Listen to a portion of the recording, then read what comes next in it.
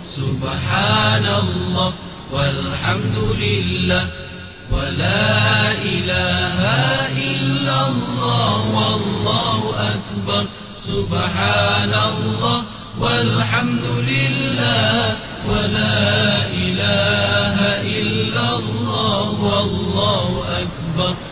Bismillahirrahmanirrahim.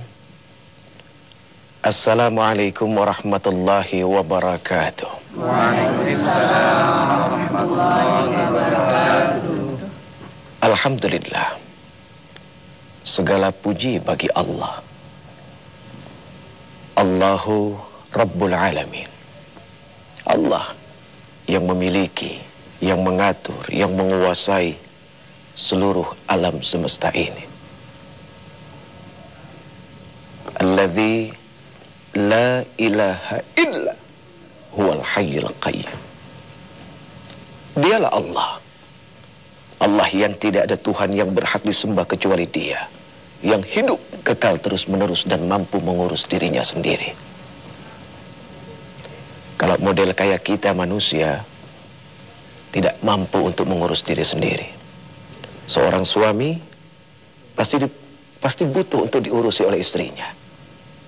Seorang istri pasti juga butuh untuk diurus oleh suaminya.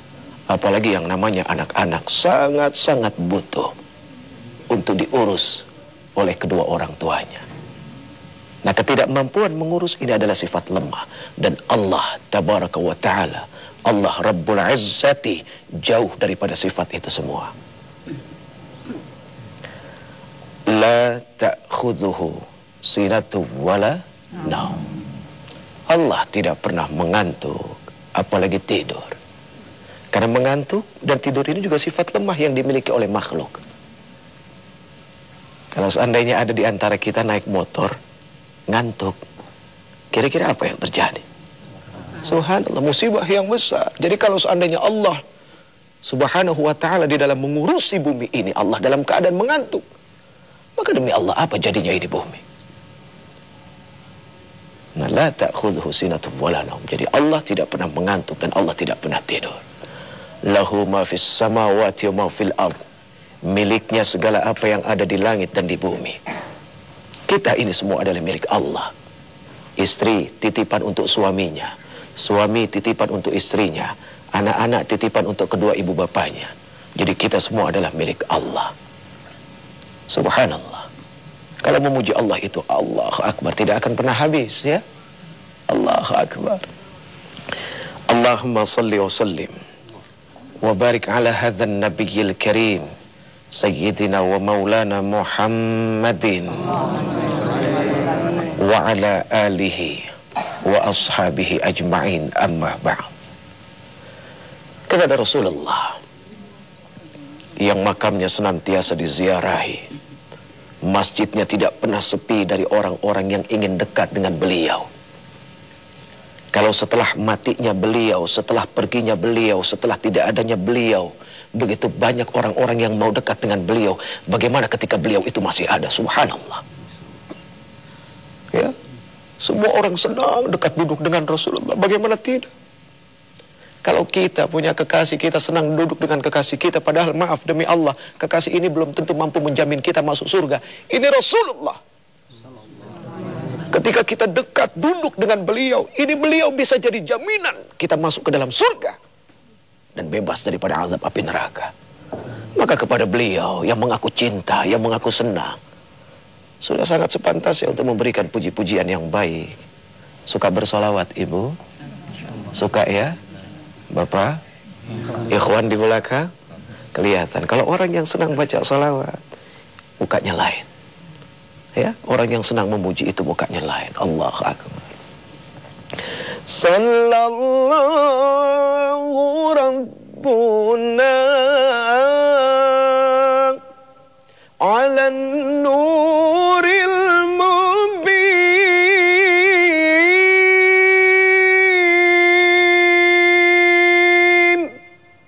Ahmad al-Mustafa Sayyidil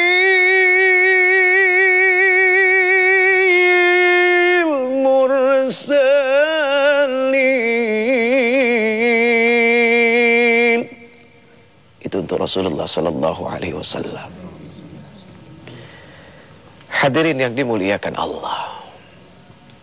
Hari ini ada satu bekal. Ya insya Allah mudah-mudahan bekal ini punya manfaat untuk kita semua. Mobil khusus saya ini yang bicara. Ya. Jadi ada 7 kalimat penyelamat.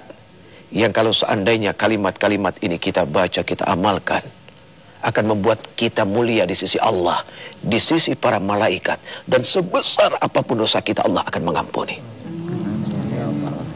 7 kalimat penyelamat ini bukan kita tidak tahu.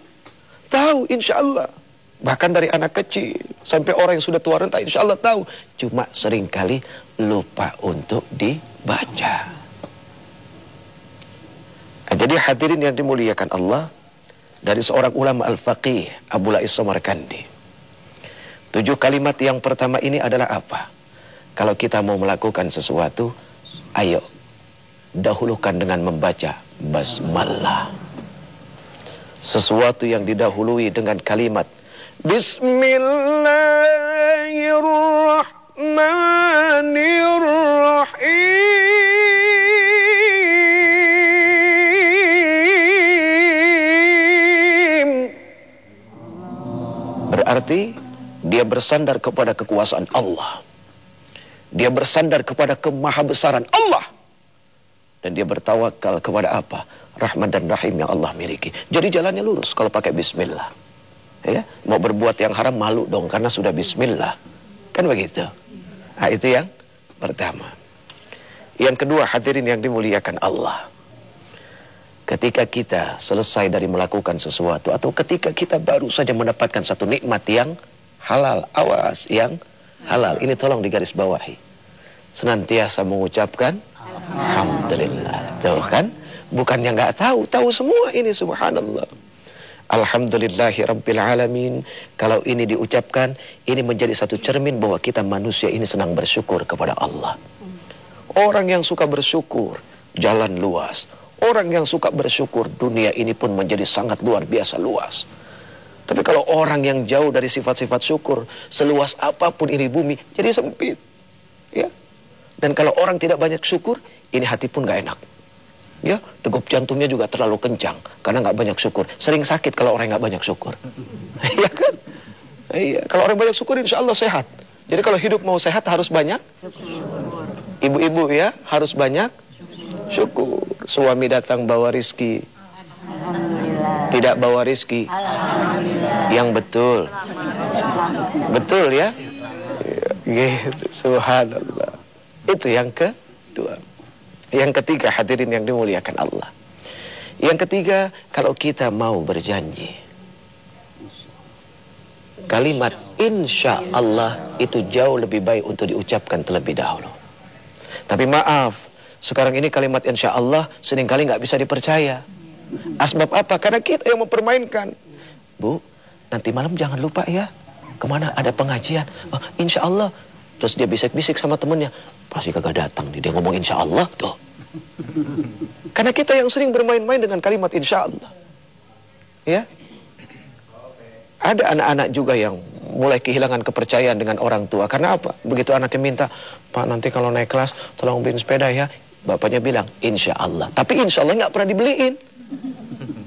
Ah, bapak mah insya Allah. Oh, jadi nggak percaya ini, subhanallah. Jadi kita yang membuat ini jadi tidak baik. Na'udzubillahi min dzalik, ya. Yang keempat, ketika kita melakukan kekeliruan, ayo cepat-cepat baca istighfar. Ya, astaghfirullahaladzim. Ini cerminan manusia pandai. Jadi orang pintar baca istighfar. Itu namanya orang pintar. Ya. Rabbi inni zalamtu nafsi. Rabbi inni zalamtu nafsi. Ya Allah, ya Rabb, sesungguhnya aku ini adalah orang-orang yang senantiasa menzalimi diri sendiri. Apa arti zalim? Ketika kita berbuat maksiat, sama artinya kita menzalimi apa yang baik yang telah Allah amanahkan kepada kita. Maka yang pantas adalah apa? Faghfir li dzambi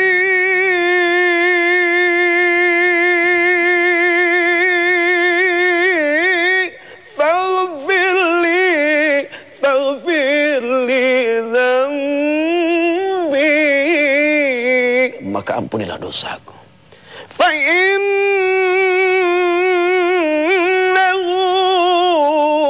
la yaghfirun dzunuba illa anta. Maka tidak ada yang bisa mengampuni dosa kecuali Allah. Jadi minta ampun kepada Allah. Nah, sekarang yang kelima. Ketika kita dihadapi dengan satu kesulitan, baca haulaka. La haula wala quwwata illa billahil aliyil azim. Tidak ada daya, tidak ada kekuatan apapun kecuali yang dimiliki oleh Allah Azza wa Jalla. Yang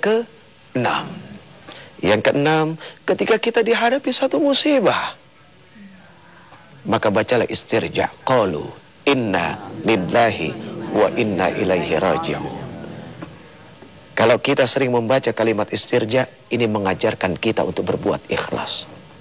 Artinya, ketika kita diambil sesuatu yang kita miliki oleh Allah, kita harus yakin bahwa ini memang datang dari Allah. Atau kalaupun ini diberikan kepada kita, sifatnya kan sementara. Kan begitu. Ibu siap suaminya diambil oleh Allah? Hah?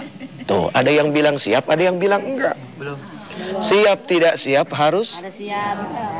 Iya, seorang suami istrinya diambil siap? Jangan-jangan lebih siap diambil istrinya ini. Iya, oh subhanallah, ganti yang baru.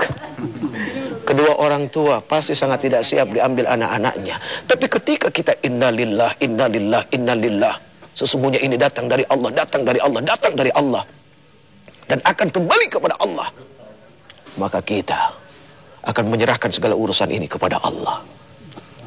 Dan yang terakhir, hadirin, banyak-banyaklah berzikir. Apa makna zikir? Mengingat, ya, mengingat. Banyak-banyaklah berzikir dengan kalimat thayyibah. Apa kalimat thayyibah? La ilaha illallah. Tidak ada Tuhan selain Allah. Ini adalah kalimat zikir yang paling baik. Afdal zikri ma qultu ana wa nabiyyuna min qabli. La ilaha illallah, la ilaha illallah, la ilaha illallah. Tidak ada Tuhan kecuali Allah. Subhanallah. Itu 7 kalimat penyelamat. Subhanallah, yang sering kali dianggap remeh, yang sering kali dianggap sepele, tapi ternyata punya nilai yang begitu dahsyat. Allahu Akbar. Gampang kan? Gampang untuk diingat ya, tapi suka lupa untuk dibacanya. Tapi insya Allah ini adalah ibu-ibu, bapak-bapak, ikhwan-ikhwan yang insya Allah ya akan mencari ketenangan dari sisi Allah. Amin ya Rabbal Alamin. Mungkin ada yang mau tanya? Silakan Ibu Hajjah. Silakan. Assalamualaikum warahmatullahi wabarakatuh. Waalaikumsalam warahmatullahi wabarakatuh.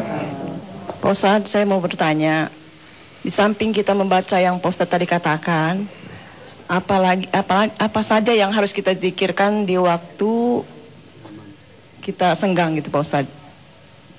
Waktunya, maksud saya sewaktu kita lagi diam gitu, apa saja yang kita harus zikirkan gitu Pak Ustadz? Iya. Terima kasih. Terima kasih. Hadirin yang dimuliakan Allah. Pada saat kita senggang, pada saat kita sendiri, ya, pada saat kita berdiam diri, selain daripada 7 kalimat penyelamat yang bisa kita baca, di antaranya adalah Subhanallah, walhamdulillah, wala ilaha illallah, Allahu Akbar. Ya. Itu kalau dibaca Subhanallah, dan kalau ditimbang dengan bumi, itu jauh lebih berat itu. Apalagi dalam kondisi bangsa seperti ini. Ya, dalam keadaan bangsa yang tidak jelas. Maaf hadirin, potret bangsa kita seperti apa? Seperti Nabi Allah Yunus di dalam perut ikan paus. Perut ikan paus itu besar, tapi kan tidak pantas untuk didiami oleh manusia. Nah, potret bangsa kita seperti itu. Ya, subhanallah. Ini bangsa kita besar. Tapi kenapa yang besar ini menjadi sempit?